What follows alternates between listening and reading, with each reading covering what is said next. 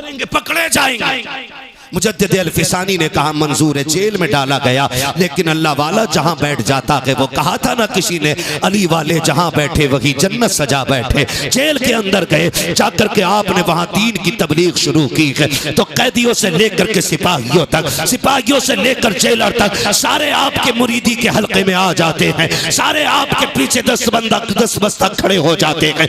आपकी ये शान व शौकत देखी है। एक दिन जहांगीर की बेटी के ख्वाब में मुस्तफा जाने रहमत तशरीफ ले आते हैं। जब उसने ख्वाब में देखा सरकार आए हुए हैं, लेकिन आका करीम नाराज है। जहांगीर की बेटी ने कहा था सरकार नाराज क्यों है? कहा राजी कैसे हो जाऊं, मेरा बेटा तुम्हारी जेल के अंदर कैद है और मुझसे रजामंदी की उम्मीद रखते हो। उसने बेटी ने उठ के सुबह बाप से कहा बादशाह वक्त सुन ले, रात मैंने मुस्तफा को ख्वाब में देखा है, आका का चेहरा उतरा हुआ था, सरकार गुस्से में थे। नहीं, हम सारे हुजूर के दीन के नौकर बने, यहां हमें कोई सिला नहीं चाहिए। और ये जुर्रतें, ये अखलाक हुजूर के सहाबा में था, हुजूर के सहाबा में था। कैसा अखलाक था आप जानते? कैसा अखलाक था? जब हज़रत उमर फारूक आजम ने बैतुल मुक़द्दस फतेह किया तो आप गुलाम के साथ जा रहे हैं और आपने बारी मुकर्रर की हुई है कि इतनी देर तू बैठेगा और फिर इतनी देर मैं बैठूंगा।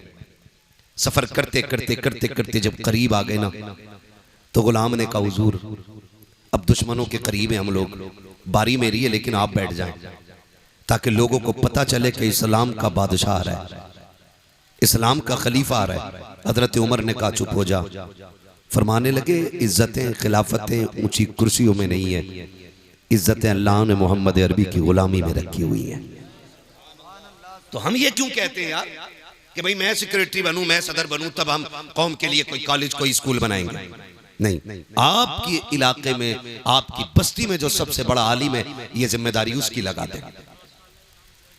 अगर वो चला भी जाए तो फिर जो उसकी कुर्सी पे बैठे कि अब तेरी जिम्मेदारी है, इसलिए कि उलमा आते जाते रहेंगे, दीन हुजूर का कयामत तक बाकी रहना है। आप तालीम का इंतजाम करें।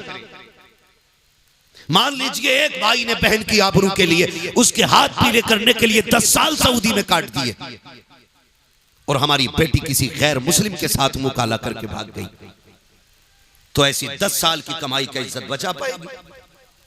बोले बचेगी खानदान की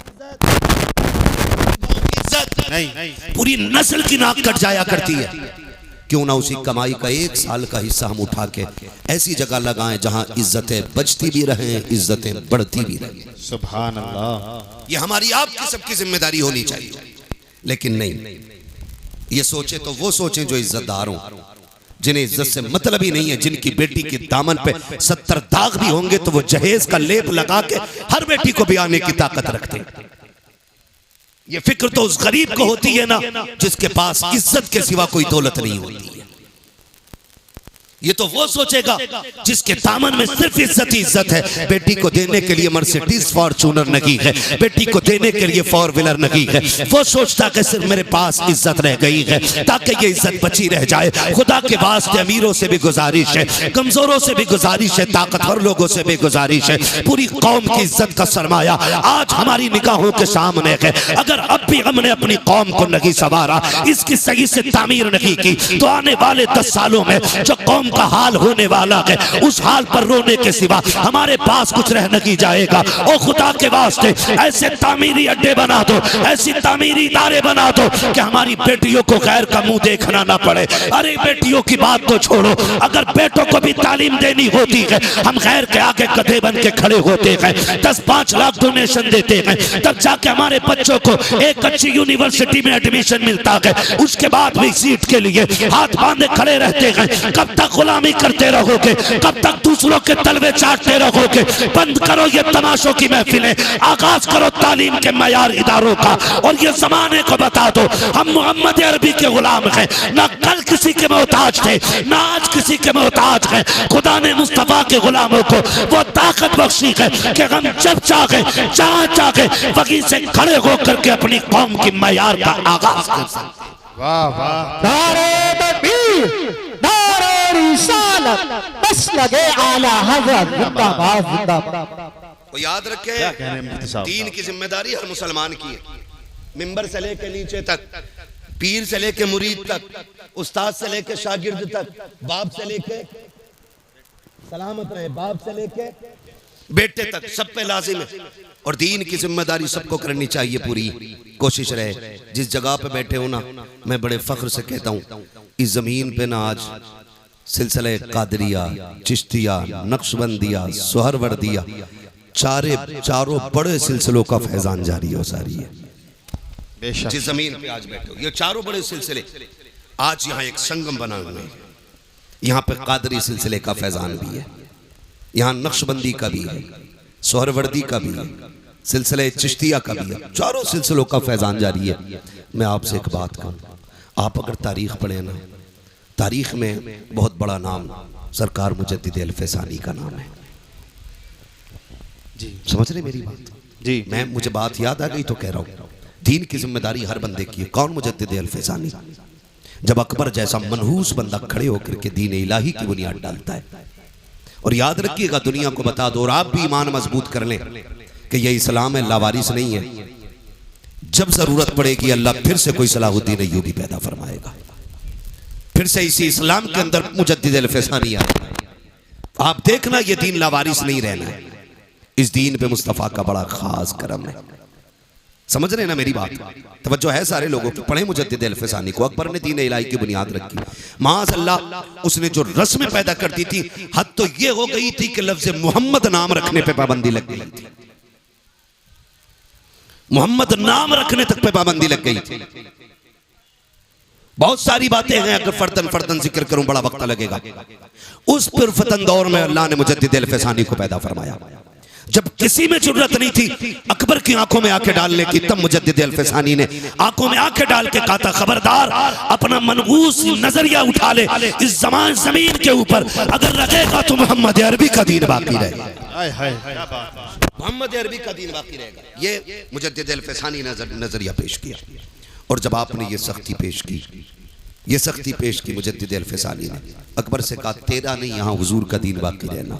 और फिर दुनिया ने देखा, अकबर गया, जहांगीर आया, जहांगीर आया, अल्लाह अकबर, फिर वही नजरिए, और वो उसको बढ़ाना चाहता था। तो फिर मुजद्दिद अल-फैसानी ने उसके खिलाफ जबान खोली, जेल डाला गया। जेल क्यों जानते हो? अकबर के दौरे खिलाफत में सजदे ताज़ीमी को उसने जायज कर दिया था, जबकि दीन में सजदे ताज़ीमी हराम है। ठीक है जी? इस उम्मत में सजदे ताज़ीमी बोले हैं हराम है। आज जो पीर सजदे करवाते हैं ये खुल्लम खुल्ला हराम कर रहे हैं। और अगर इबादत का नजरिया हो तो फिर कुफ्र है। तो उसने सजदे ताज़ीमी की इजाजत दे रखी थी। मुजद्दिद अल-फैसानी ने कहा, नहीं हो सकता है, हम सजदा सिर्फ अल्लाह को करते हैं, बेशक बाकी किसी को सजदा नहीं करते। उसने कहा, यार इसका एक बार सर झुक जाए, थोड़ा ही झुकवा दो, फिर कौम के लिए दलील बन जाएगा कि मुजद्दिद अल-फैसानी ने सजदा कर लिया है। तो मैं बताऊं एक तरकीब। कहा, उसने कहा, चौखट छोटी कर दो। जब आएंगे ना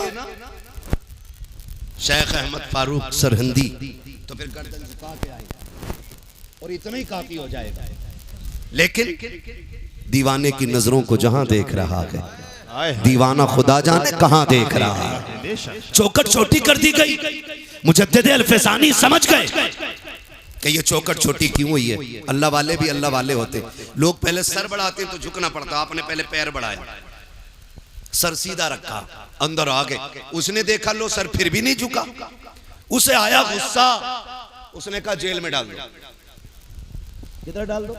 जेल में। किधर? जेल में। आज लोग कहते ना ना सच की बात न करना, जेल हो जाएगी। क्या करेंगे? पकड़े जाएंगे। मुजद्दिद अल-फैसानी ने कहा, मंजूर है, जेल में डाला गया, लेकिन अल्लाह वाला जहां बैठ जाता है, वो कहा था ना किसी ने, अली वाले जहां बैठे वही जन्नत सजा बैठे। जेल के अंदर गए, जाकर के आपने वहां दीन की तबलीग शुरू की है। तो कैदियों से लेकर के सिपाहियों तक, सिपाहियों से लेकर जेलर तक, सारे आपके मुरीदी के हल्के में आ जाते हैं। सारे आपके पीछे 10 बस्ता खड़े हो जाते हैं। आपकी ये शान और शौकत देखी है। एक दिन जहांगीर की बेटी के ख्वाब में मुस्तफ़ा जाने रहमत तशरीफ ले आते हैं। जब उसने ख्वाब में देखा सरकार आए हुए हैं, लेकिन आका करीम नाराज है। जहांगीर की बेटी ने कहा था सरकार नाराज क्यों है? कहा राजी कैसे हो जाऊं, मेरा बेटा तुम्हारी जेल के अंदर कैद है और मुझसे रजामंदी की उम्मीद रखते हो। उसने बेटी ने उठ के सुबह बाप से कहा बादशाह वक्त सुन ले, रात मैंने मुस्तफा को ख्वाब में देखा है, आका का चेहरा उतरा हुआ था और कह रहे थे मेरे बेटे को कैद में डाला है, इसलिए मैं तुमसे नाराज हूँ। कहा खैरियत चाहते हो तो जल्दी से उसको कैद से आजाद किया जाए। जब ये खबर बादशाह ने हजरत मुजद्दिद अल-फ़सानी को पहुंचाई कि हम तुम्हें आजाद करना चाहते हैं, बाहर निकल आओ। अब अल्लाह वाले भी अल्लाह वाले होते हैं। आज के कैदी को खबर मिल जाए कि तुम आजाद कर दिए गए हो, कूदता हुआ दौड़ता है, फटाफट भागता है कि लो जी आजादी मिल गई है। मगर वाहरे मेरे मुजद्दिद, तेरे हौसले को सलाम, तेरी अज़मत और रिफ़त को सलाम। बादशाह के वक्त कह रहा है तुम्हें आजाद कर दिया गया है, लेकिन मुजद्दिद अल-फ़सानी ने कहा था ना ना ना ना, मुझे आजादी नहीं चाहिए। कहा फिर? कहा मेरी कुछ शर्तें हैं। कहा कौन सी शर्तें हैं? कहा पहली शर्त तो ये है कि जितने लोगों को तुमने हक बोलने की बुनियाद पे जेल में डाला है,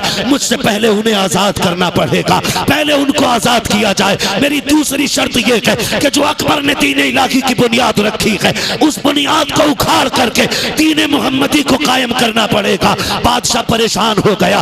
उसने कहा इसके अलावा कहा ये शर्तें पूरी करो तब मुझे आजादी चाहिए, वरना मैं नहीं आ सकता। उधर जहांगीर के सामने मुस्तफा का चेहरा भी था, इधर बादशाह के वक्त के सामने मुजद्दिद अल-फ़सानी की शर्तें थी। उसको झुकना पड़ा और ये कहना पड़ा। बादशाह ने कहा था ओ मुहम्मद अरबी के गुलाम आजा, कुर्सी तो मेरी है लेकिन हुकूमत आज से इस जमीन पे तेरी चलाई जाए। सुभान, नारे तकबीर, नारे तकबीर, नारे रिसालत, नारे रिसालत, उर्से मुक़द्दस, नारे तकबीर। सारे बंदों पे जिम्मेदारियां हैं दीन की, सारे अपनी जिम्मेदारी समझे। जहां जितना जिसका काम पड़ जाए और जितना हुजूर के दीन के काम कोई आ जाए, बस उतना ही अपने आप को खुश नसीब समझे। ये नहीं है कि आप हज करके आ रहे हो, 3 हज करिए, कह रहे अल्लाह का शुक्र है मौलाना इस साल में 6 उम्रें करें, 6 नहीं 8 कर ले। लेकिन अगर तेरे पड़ोस में कोई गरीब भूखा सो रहा है तो बता तेरे उम्रों का क्या बनेगा? मुझे बताना, अगर तेरे पड़ोस में कोई यतीम बच्ची गुर्बत की बुनियाद पे जिसके बाल सफेद हो गए, तो अल्लाह क़यामत में तेरे उम्रों पे तुझे जन्नत का टिकट देगा। तुझसे पूछा नहीं जाएगा तेरे पड़ोस में एक बच्ची बूढ़ी हो गई थी, बाप नहीं था, यतीम थी, तो बताओ हिसाब कैसे बनना है? इन वलियों के आस्थाने पे आने का फायदा यह है कि हम इनकी जिंदगी को अपनी जिंदगी के साथ मिला करके देखें कि हमारी जिंदगी में और इनकी जिंदगी में कितना बड़ा फर्क है। मज़ार सबके नहीं बनते, मज़ार उनके बना करते हैं जो रब रसूल के मोहब्बत में दुनिया से बेपरवाह हो जाते हैं, जो अल्लाह और उसके रसूल के हो जाते हैं। मज़ार उनके बना करते हैं, मज़ार उनके बना करते हैं। नौजवान मेरे सामने बैठे हैं, गुजारिश है मेरी आपसे रवैये अच्छे कर लें, हुजूर के दीन की मदद करें और जितना जिससे हो सके हुजूर के दीन के साथ खड़ा हो। ये आज की सबसे बड़ी ज़रूरत है। और आखिरी बात कह दूं, अपनी सफ़ों में मोहब्बतें पैदा करो, झगड़ों से निकलो, इत्तेफाक पैदा करो। ये जो मेड़े काट काट के लड़ाइयाँ मार रखी हैं ना, ये जो बीघे और बीसों के झगड़े बंद कर दो। आज तक कभी किसी का भला पूरा नहीं हुआ है। बेशक 100 बीघे वाला भी गज भर कब्र में लेटा है, 2 बीघे वाला भी लेटा है। बता, अगर तूने 2 बीघा 4 बीघे किसी की मार के अगर जमीन बढ़ा भी ली तो तेरी कब्र में कौन सा अलग से तख्ता लगेगा?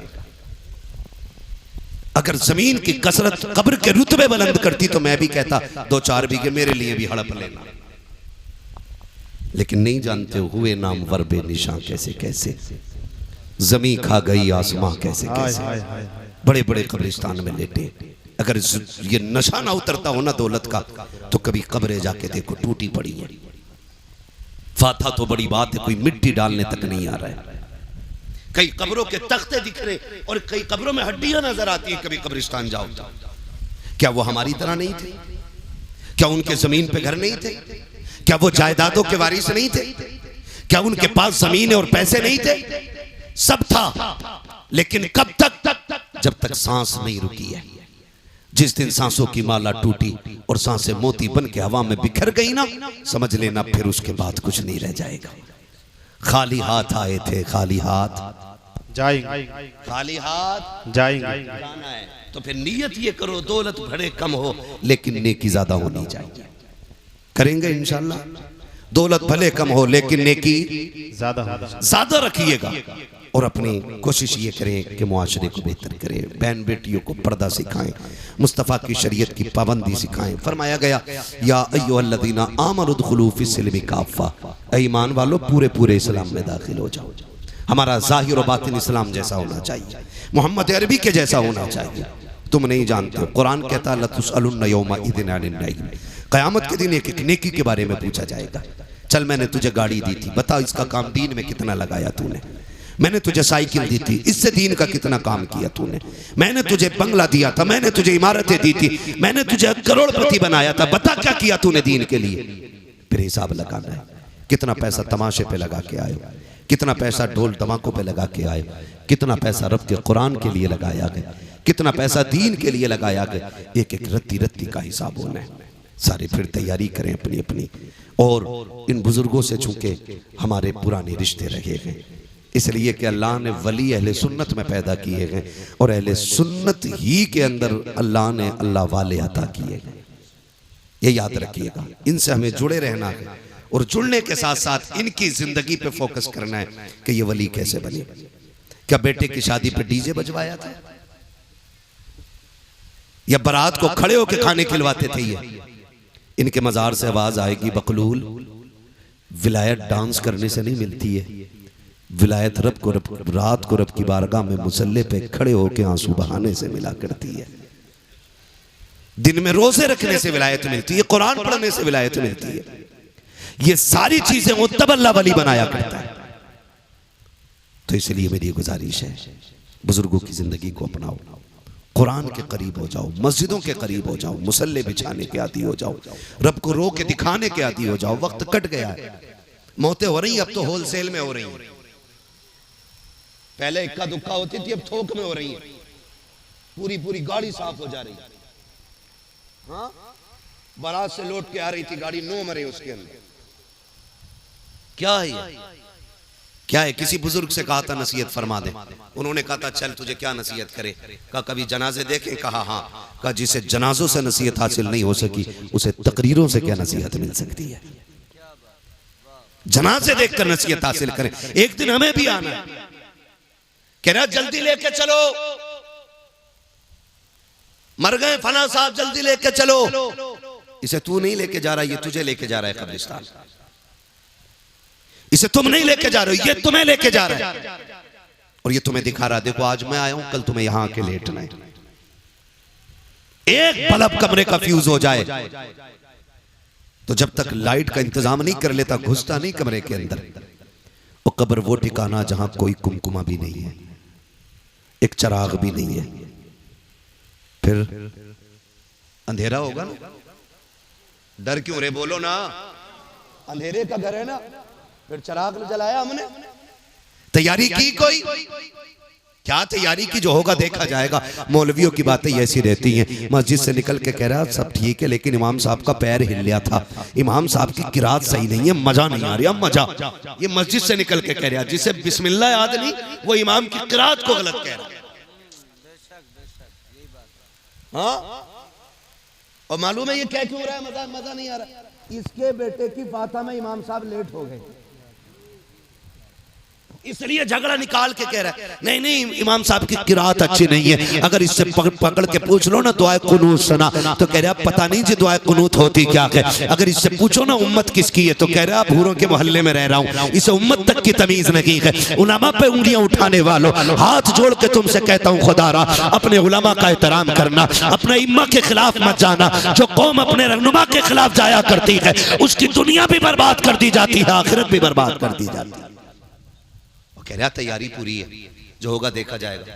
कब्र के सवाल जानते हो कितने सवाल होने कब्र में? कितने? इनकी उंगली देख के ना बताओ, हो सकता है मैं इनके इशारे से इत्तेफाक ना रखता हूं। कितने सवालों ने? 3 ने। तैयारी तो फिर पक्की हो गई होगी। हाँ बहुत अच्छे। कह रहा मौलाना हम यहाँ उर्दू बोलते हैं, कब्र में अरबी कैसे बोलेंगे? तो मैंने कहा यहीं सीख ले मेरे भाई। अल्लाह की तौफीक से अल्लाह जब आसानी फरमाएगा तो सब समझने लग जाएंगे, सब समझने। मगर बहरहाल तैयारी भी करनी है, तैयारी भी करनी है। इंतकाल होते हैं, मैयत होती है तो लड़का खड़े होकर कह रहा है हमारे अब्बा पे किसी का कर्जा हो तो माफ कर दियो। और लड़के को भी बता 3 बीघे हमारे अब्बा नीरी बेईमानी की जोत रहे। हाँ हक बात है। बताओ था लड़के को अब्बा बेईमानी की जोत रहे। और कह के गए थे इसके कागज दबा के रखना। और रस्मन कह रहा अब्बा ने किसी का लिया हो तो दे दियो, माफ कर दियो। पहले कह भाई मेरे अब्बा पे 3 बीघे बेईमानी की थी, वो ले लो नहीं चल के। उससे कहते तो कह रहा वो तो अब्बा ने तो बेईमानी करी थी, मैंने कौन करी? हिसाब अब्बा देंगे, मैं क्यों दूं? ये कंडीशन हमारे बाप से मोहब्बत की है हमारी। कब्र पे खड़े हो कह रहा किसी का हक मारा हो तो माफ कर देना। तुम्हें पता है आज तुम्हारी माफी से कुछ नहीं होने वाला है। आज तुम जितने चाहो हाथ जोड़ लो, अब किताब बंद हो गई है, अब इसका रजिस्टर बंद किया जा चुका है। अब तेरी माफी से क्या होने वाला है? ये फिक्र तो मरने वाले को मरने से पहले होनी चाहिए थी। आज बेटा खड़े होकर कह रहा मेरे बाप ने किसी का दिल दुखाया हो तो मेरे बाप की तरफ से मैं माफी मांग रहा हूँ। खुदा के वास्ते तुम्हें पता है, जरा बताओ तो सही, जब तेरे बाप ने पैसे वाला था, नेता था, उसने गरीब के चौक में थप्पड़ मारा था, उसकी इज्जत तो मिट्टी में मिल गई थी। आज उस थप्पड़ का जवाब तू क्या दे सकता है? उस थप्पड़ की कीमत क्या तेरे तो जुमले हो जाएंगे? तेरे बाप ने कल गरीब को अपनी सफ से उठा के कहा था ये तेरे बैठने की जगह नहीं है। जब दावत में अमीर और गरीब जगह बैठ करके खा रहे थे, तेरे बाप ने गरीब की कलाई पकड़ के कहा था वो देख टाट बिछा हुआ के यहाँ कैसे आके बैठ गया। वो जो सिल्लत उठानी पड़ी थी गरीब को, क्या तेरे दो जुमले उस गरीब की इज्जत के सौदे की भरपाई कर सकते हैं? आज जो रस्मन तुम कह रहे हो मेरे बाप से जो गलती हो गई है माफ कर दिया जाए, अब कुछ नहीं होने वाला है। मशीयत का नकीब आवाज दे के कह रहा है नादान खैरत कर, खैरत कर, आज तेरी तौबा से कुछ नहीं होगा। इसको जीते जी गरीब से माफी मांगनी थी, इसको जीते जी गरीब को राजी करना था, जिस कमजोर को इसने सताया था उससे माफी मांगनी थी। अब माफी के दरवाजे बंद हैं, अब आ रहा है कब्र में, अब एक एक लम्हे का हिसाब लिया जाएगा, एक एक थप्पड़ का बदला लिया जाएगा। इसके सितम से जो गरीब रोया था एक एक आंसू का बदला लिया जाएगा। मालिक बता तो सकी कभी इसको जन्नत दी जाएगी? तब मशीयत का नकीब कहेगा इसको ताकत पे भरोसा था लेकिन गरीब को खुदा पे भरोसा था।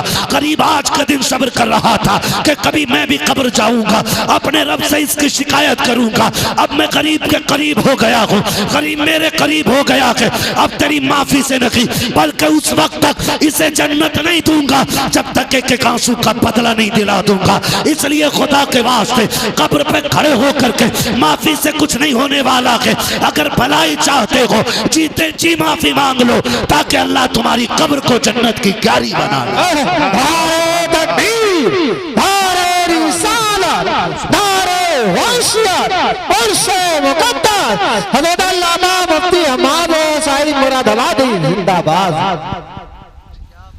वजह है सारे लोग करेंगे इंशाल्लाह जीते जी। एक बात में हम बहनें भी बैठी हुई हैं, थोड़ी सी सुन लें। मैयत का वक्त आता ना, मरने के बाद मरवे के कपड़े खसोट लेती हैं, हाय जी माफ कर जाओ। मरने के बाद उसके कपड़े फाड़ रही हैं, जो गलती हो गई माफ कर दो मेरी बहन मेरी बेटी, अब तो वो मर चुका है। अब जितना चीखना चाहे चीख ले, कुछ नहीं होने वाला है। काश ये माफी तूने उसकी जिंदगी में मांग ली होती। शोहर से मरने के बाद माफी औरतें पकड़ के लाती हैं, पैर चूम ले। जिसने जिंदगी में कभी शोहर के हाथ नहीं चूमे, मरने के बाद पैर चूम रही, दम निकलने के बाद कह रही है माफ कर दिया जाए। मेरी बहन बेटी सुन, तू कितनी शर्फ वाली है तू जाने या खुदा जाने, लेकिन कायनात में एक बहुत बड़ी शर्फ वाली जात को सैयदा कायनात खातून जन्नत फातिमा ज़हरा कहा जाता है। मेरी बेटियों अपनी जिंदगी को जरा देखें और खातून जन्नत की जिंदगी को देखें। खातून जन्नत की वो जात है जिसने शोहर से पूरी जिंदगी कभी ऐसा सवाल नहीं किया जिसको लेकर के शोहर परेशान हो जाता। बेशक जब सैयदा कायनात के विसाल का वक्त आया ना, तो कहती हैं अली दो बातें सुन लें। हजरत अली ने कहा था क्या बात है, झोली फैला के कहा था अली आज फातिमा कुछ मांगना चाहती है। तब मौलाए कायनात ने कहा था खातून आज तक कुछ मांगा नहीं, मांग। झोली फैला के कहती हैं अली कोई गलती हो गई हो तो माफ कर दिया जाए। ये जुमले खातून के थे, जौजा के थे हजरत अली के, और आंसू हजरत अली के निकल आए। आप कहते हैं कैसी बात कर रही हो, जितने साल मेरे साथ गुजारे कभी शिकवा जबान पे नहीं आया, आज तक कोई दुख नहीं पहुंचा मुझे, किस चीज की माफी मांग रही हो। तो खातून जन्नत ने कहा अली हो सकता है कभी तुमने मुझे खाना बनाने का हुक्म दिया हो, मुझे बनाने में देर हो गई हो, कभी तुमने कपड़े उतार के धुलने को कहा और मुझे धुलने में देर हो गई हो। अली हो सकता है कोई काम का तुमने हुक्म दिया हो और मुझे करने में देर हो गई है, इसलिए अली आज मैं उसकी माफी चाहती हूँ। हजरत अली रो देते, कहते फातिमा तू माफी ना मांग, आज अली को माफ कर जा। कहा आप मेरे शौहर है, मेरे सरताज है, मुझे शर्मिंदा ना करें। कहा क्यों, मुझे डर लग रहा है कहीं ऐसा ना हो मुस्तफ़ा खड़े हो और खदीजतुल कुबरा भी हो और फातिमा तुम भी हो, कहीं ऐसा ना हो हुजूर मुझसे पकड़ के कहें मेरी बेटी फातिमा पूरी जिंदगी तेरे घर पेट भर के खाना ना खा सकी। अगर ये बात हुजूर ने कहती तो मैं क्या जवाब दूंगा। फातिमा तू बता, तू भी मुझसे राजी है कि नहीं। मैं अपनी बहनों बेटियों से कहना चाहूंगा, बहनों बेटियों जिंदगी 4 दिन की है, जवानी 30 साल की है, ये रंग बिरंगी जिंदगी के 30 साल है, इनको गुजरने में वक्त नहीं लगता है। इंतजाम अंजाम आखिर मौत है, ठिकाना आखिर कब्र है। मेरी बेटी ये 30 साल संभल के गुजार ले, सिर्फ 30 साल संभल के गुजार ले और फिर शोहर के साथ साबिरा और शाकिरा होके कब्र में आ। तेरी कब्र पे अजान ना भी पड़ी जाएगी, अगर तू साबिरा बन के कब्र तक आएगी तो रोशनी का इंतजाम करके जन्नतुल बकी से खातून जन्नत फातिमा ज़हरा आ जाएगी। मान लीजिए कि अगर कोई कलमा पढ़ने वाला मस्जिद से जूती चुरा के ले जाता है तो लोग मुसलमान को कुछ नहीं कहते, लोग कहते हैं ये इस्लाम के मानने वाले लोग हैं कि मस्जिद से जूते लेके चले जाते हैं। अभी बाइक का ऐलान हुआ कि कोई इस नंबर की छोड़ गया और इस नंबर की ले गया है, या तो उसकी गाड़ी फ्री लॉक होगी या उसके पास मास्टर की होगी जो किसी भी गाड़ी में लग जाती होगी, और ये दोनों बातें खतरे से खाली नहीं। ये कोई इतनी बड़ी बात नहीं है।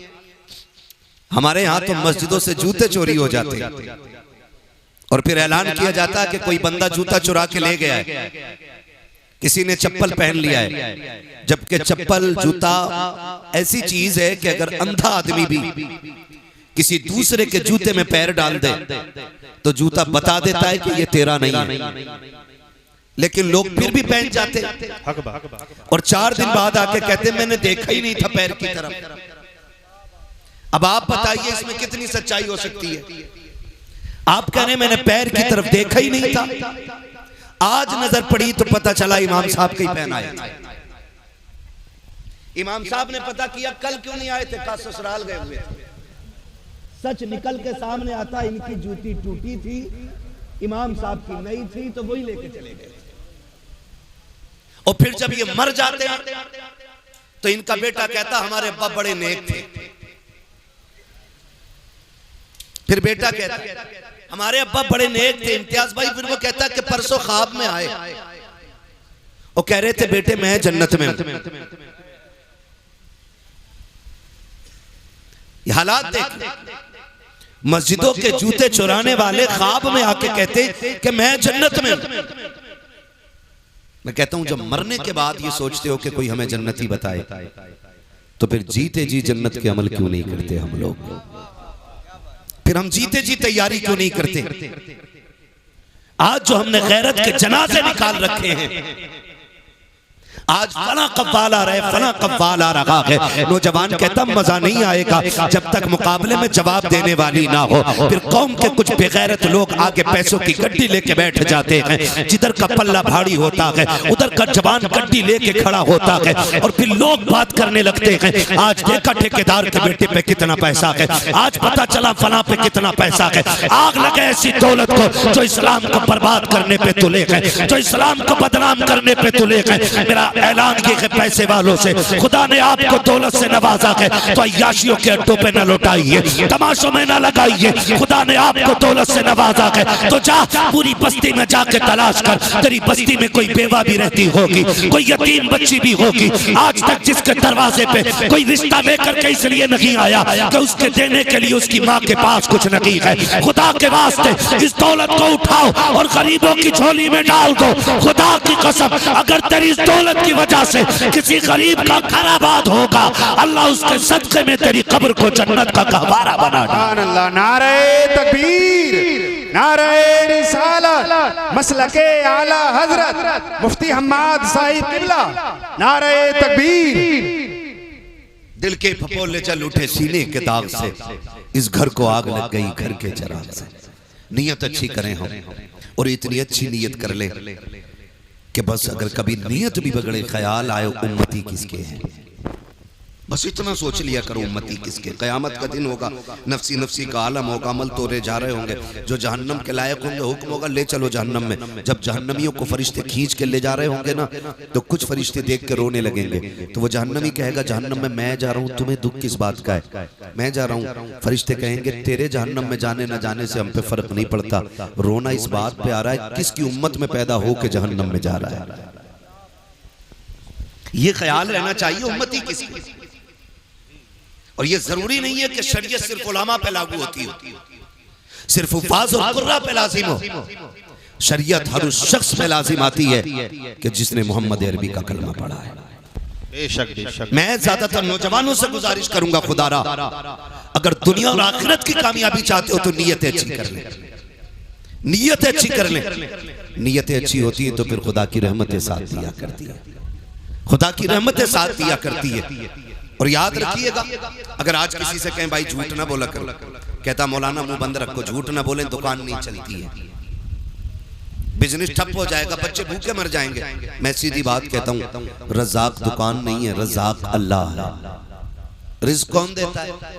अल्लाह बोले अल्लाह देता, अल्लाह देता, अल्लाह देता। आज मोबाइल नीचे करके भाई डायरेक्ट सुन लो ना। आज जिसके पास मोबाइल है सारे निकाल के बैठ गए, मोबाइलों पे तो सुनते ही रहते हो, आज फेस टू फेस सुने। रिज़्क़ कौन देता है? अल्लाह देता, सारे बोले कौन? अल्लाह देता। रिज़्क़ कौन देता है? अल्लाह देता। राज़िक़ कौन है? अल्लाह है। जिंदगी का मालिक कौन? अल्लाह है। मौत का मालिक कौन? अल्लाह है। रिज़्क़ का मालिक कौन? अल्लाह है। कौन फाके रखेगा, कौन पेट भर के खाएगा, ये फैसले करने वाला कौन? अल्लाह है। सारे बोले कौन? अल्लाह है। जब रज़ाक अल्लाह है तो फिर अल्लाह की बारगाह में लो लगानी चाहिए। बेशक बेशक। झूठ पे उम्मीद क्यों, मक्कारी पे उम्मीद क्यों?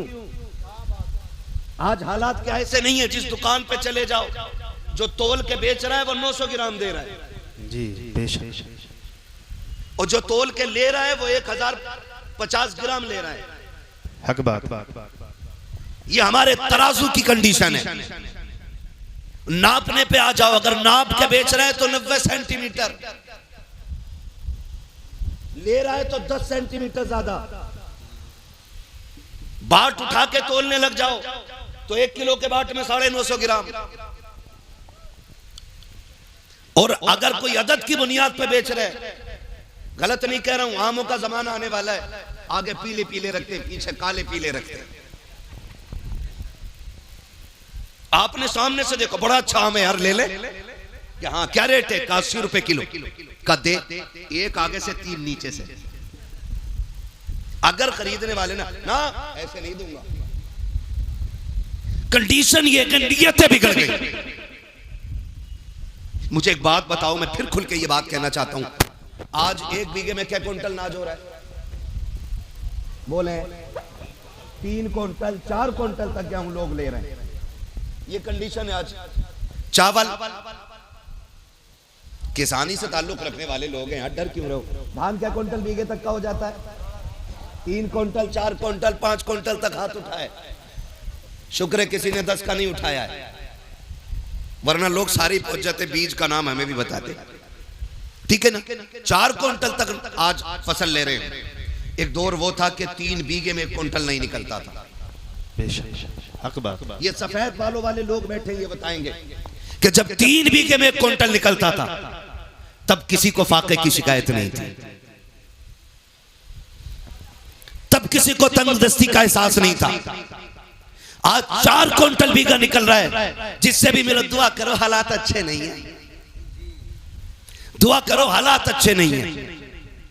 आखिर हुआ क्या कि जब हमारी खेतियों के अंदर 1 क्विंटल 3 बीघे में होता था, हम सुकून से रहा करते थे। जब से 4 क्विंटल बीघा होने लगा के हमारे घरों से सुकून क्यों उजड़ता जा रहा है, हमें कोई सुकून क्यों नहीं मिल रहा है। खुदा के वास्ते कभी गौर करना, वो लोग गरीब जरूर होते थे लेकिन नीयत के सच्चे लोग होते थे। किसी के 1 रुपए नहीं लाखों रुपए पे नीयतें खराब नहीं करते थे। पहले का दौर इतना खूबसूरत था कि सोना भी बड़ा होता था तो किसी की नीयत खराब नहीं होती थी। आज कंडीशन ये कि मस्जिद में 100 का नोट गिर जाए फिर ढूंढने पे नहीं मिला करता है। आज मस्जिदें सलामत नहीं है, उनके दरवाजे सलामत नहीं है। आज की कंडीशन ये है अगर कोई ठंडे पानी का इंतजाम कर दे, गिलास रखते हैं, हर दूसरे दिन गायब हो जाता है। मजबूरी के तहत जंजीर से बांध के रखना पड़ता है। मैं पूछना चाहता हूँ, हमने किस नबी का कलमा पढ़ा है? हम कौन सी कौम कहलाते हैं? हमारी मस्जिदों के दरवाजे महफूज नहीं है, हमारे समरसेबिल महफूज नहीं है, हमारे मस्जिद के दरवाजों पे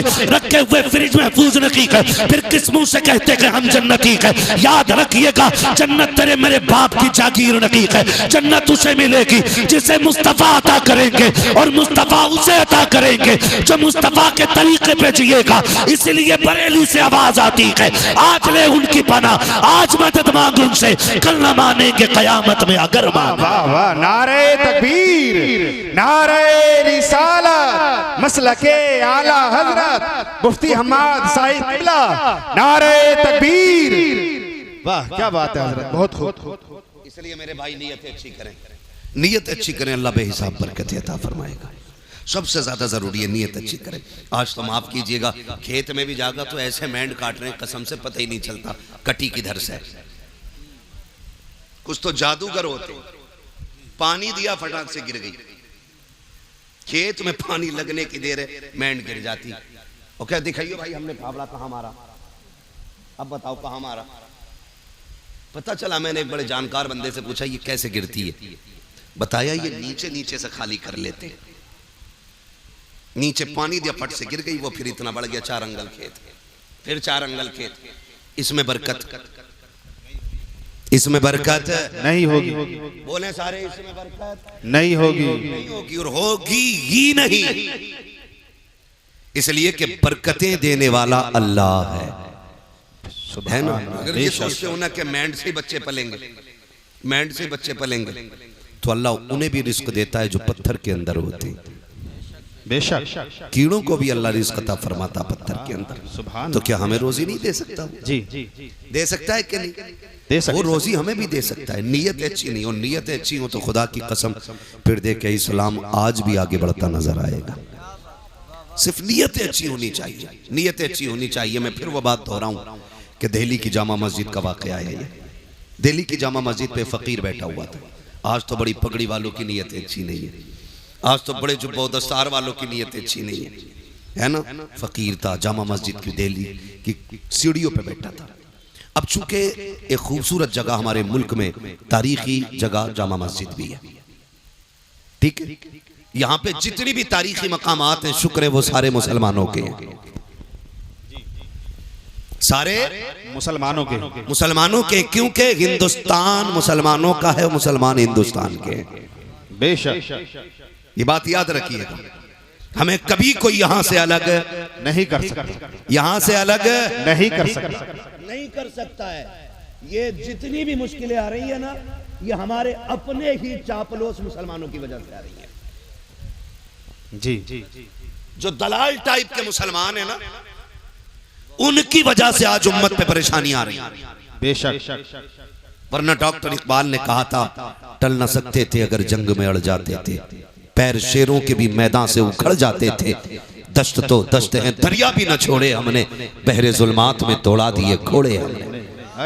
ये हमारी तारीख रही है। आज 500 रुपए मुसलमान बिक जाता है, झूठी गवाहियां दे देते हैं अपने भाइयों के खिलाफ, हक बात, झूठी गवाहियां। क्यों? 500 रुपए में तेरे बच्चे पल जाएंगे? क्या गुजारा 500 रुपए में हो जाएगा? अगर गुजारा 500 रुपए में हो तो मुझसे 5000 ले जा, लेकिन अहद कर कभी किसी मुसलमान के साथ गद्दारी नहीं करनी है। रोना आता है इन बातों को लेकर के। आज हम किस मकाम पे खड़े हैं? आज हमारे मज़ारों की कंडीशन ये है, डीजे डांस तमाशे सारे हो रहे हैं, उम्मत की बेटियों की आबरू लूटी जा रही है, लेकिन मज़ार के सज्जाद खान को गैरत नहीं आ रही है। उनको तमाशे चाहिए, उनको वहां पर कव्वालियां और ढोलक चाहिए। मैं पूछना चाहता हूँ, कव्वालियों के नाम पे पैसों में आग लगाने वालों, कितनी बेटियों को आज कॉलेज के आगे नकाब उतरवा करके उनकी बेआबरू, उनकी इज्जतों के सौदे हो गए। कितनी बेटियों को एग्जाम हॉल में नहीं जाने दिया जाता क्योंकि वो नकाब के अंदर है। कितनी बेटियों को स्कूल के दरवाजे से लौटा दिया गया क्योंकि वो गैरत वाली बेटी बन करके गई है। हमारी कौम के अंदर तमाशे देखने वाले भी हैं, कव्वालियों पर नाच देखने वाले भी हैं, लेकिन आज तक किसी को ख्याल नहीं आया है कि इन बेटियों की लुटी हुई आबरूओं को कैसे बचाया जाए, इनके पर्दों की हिफाजत कैसी की जाए। खुदा के वास्ते बंद करो ये तमाशे। जितने पैसे तमाशे पे लगाते हो उन पैसों को उठा करके बच्चियों के लिए किसी स्कूल का निर्माण करो, किसी कॉलेज का आप वजूद कायम करो, ताकि हमारी बेटियां गैर के दरवाजों की मोहताज ना रखे। ऐसे स्कूल बना दो कि जहां पढ़ने वाली भी गैरत वाली बेटी हो और पढ़ाने वाली भी मोहम्मद अरबी के दर की कली।